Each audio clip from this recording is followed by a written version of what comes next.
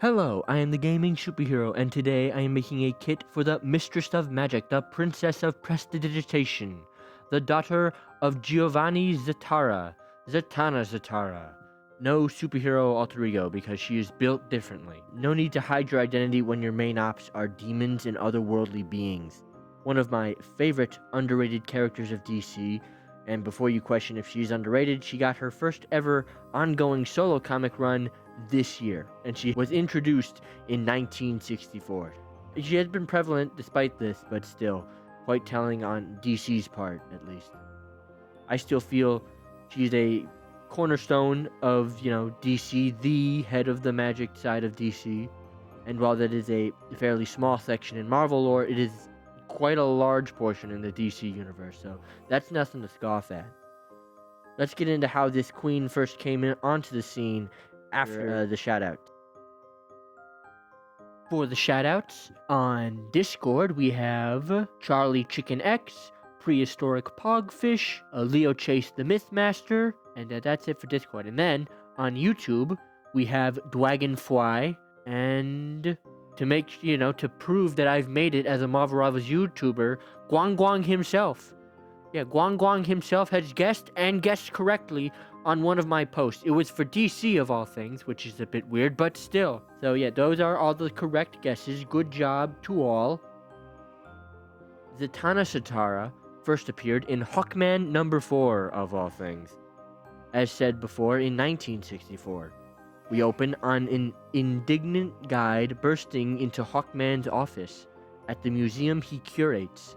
He is told that an ancient artifact has just appeared on display, with the college student that works there on her summer break not knowing where it came from. Another unnamed museum employee comes in with a Celtic cup that has also appeared mysteriously. Hawkman takes both artifacts to his wife, Hawkgirl, who suggests to suit up and investigate. They split up to investigate the locations the artifacts are from. And the comic tells us one of the artifacts is from the Shang Dynasty. Hawkman goes to China, where I am sure only respectful depictions of the Chinese will be found. He is attacked by Mongolian bandits trying to loot the city of Yin, the place the statue is from. Hawkman then uses his iconic weapon, a 17th century grenade launcher, to shoot the bandits. Some bandits hide in the ruins, and Hawkman, being the respectful museum curator he is, uses a priceless ancient statue to break the door down. After defeating the Huns, he sees a female magician in a dark corner. It is Zatanna, with her first line ever spoken being I zat dao zat mu bp togu we. Classic. Meanwhile, in Ireland, Hawkgirl approaches her own ruins filled with criminals of some kind that shoot at her. She defeats them and also finds an oddly stiff Zatanna in the corner.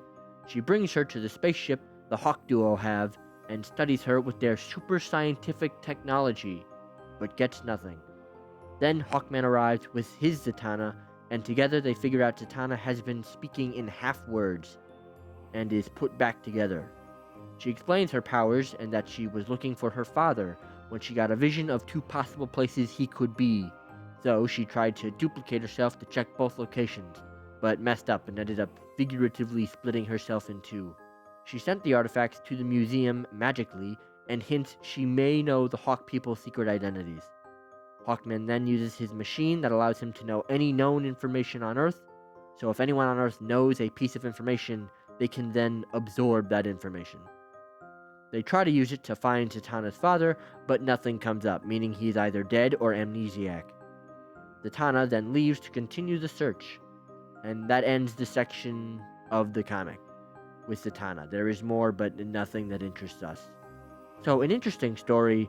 It's a bit of a shame Zatanna being introduced as sort of a damsel in distress, but I guess the consolation is that it was her own error and not some villain that defeated her. Maybe not entirely sure how to consider this. Also, I was right, there were no insensitive depictions of Chinese people. Just Mongolians. Her primary fire is a projectile from her magic wand that damages and heals allies. She doesn't really need a wand, but she uses one occasionally in her show, and it looks nicer to have her holding something when firing. I have also given her a movement ability, where she teleports in the direction she is moving, a short distance similar to Phoenix's teleport, and it has a visual flare of it being her jumping into a vanishing cabinet. There is no bonus effect like Phoenix, just the movement. This is going to set the theme for this kit and the direction I went in. Ability 1 is Hat Trick. Send out a rabbit that will heal allies, and when it heals an ally, it will create an additional rabbit that will also heal allies. The new rabbit will, do the same, of duplicating itself when it runs into an ally, topping out at like 6 rabbits that will continue to run around healing allies until the ability ends. The rabbit pathing will function similarly to Squirrel Girl's ult, bouncing off walls in the direction of allies in need of some healing.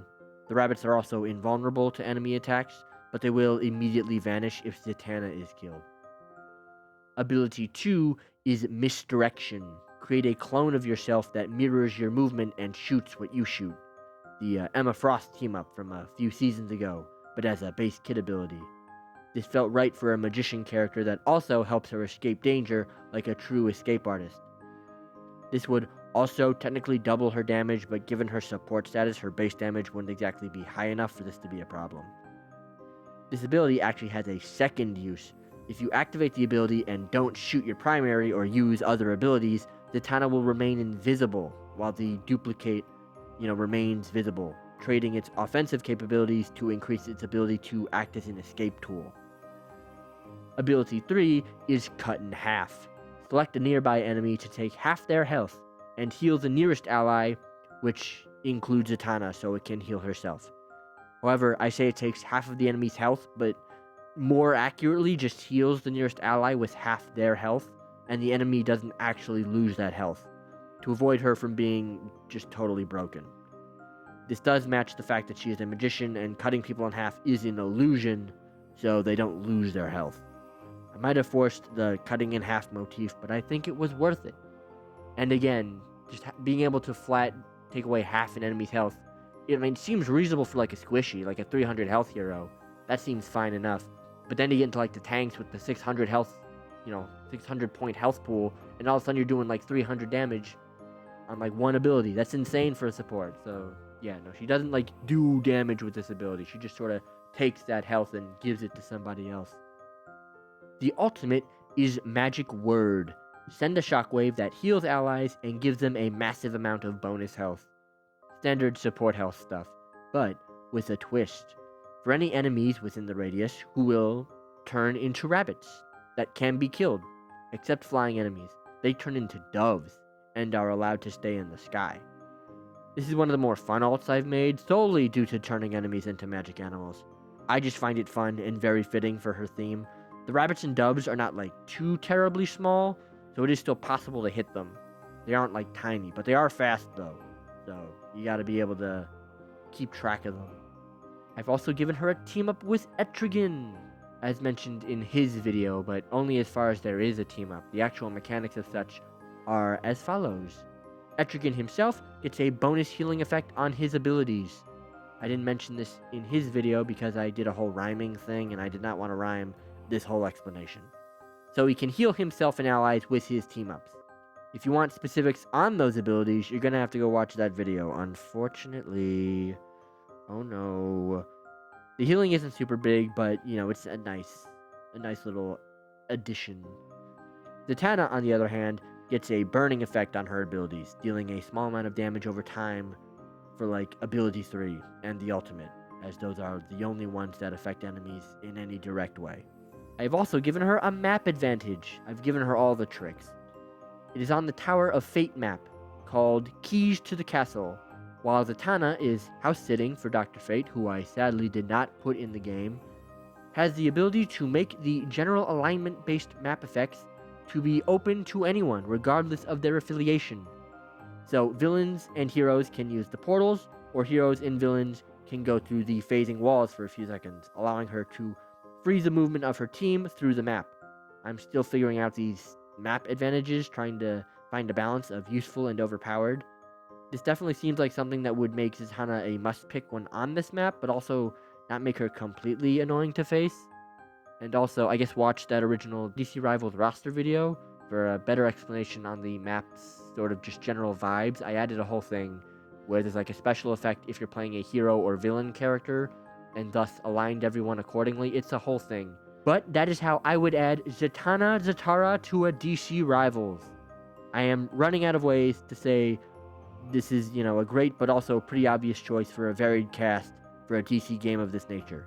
I really enjoyed using typical stage magician tricks as the baseline for her kit and keeping everything balanced.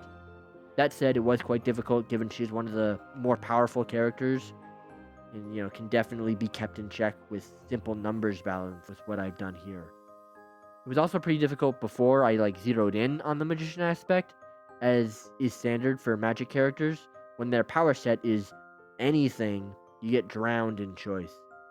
Let me know what you think of this kit for the Sovereign Sorceress. What skins are your favorites for this character? And a lot of good options for her. So be sure to let me know in either the Discord or in the comments. I think I prefer the Discord just because you can post images there, and so it gives me a better idea. But I mean, if you just want to comment the skins, I'm not going to discourage that. Join the Discord for other reasons too. Join in game nights on Wednesdays. Probably not going to be any until January because the Christmas season, everyone's busy. I'm busy, so probably not going to be any more game nights until January, but we'll see. There are also a lot of other perks and fun things to join and find out what they are. Join the Discord. That's just, please, I'm begging you, join the Discord, please. And you're welcome. Everyone watching this will like and subscribe.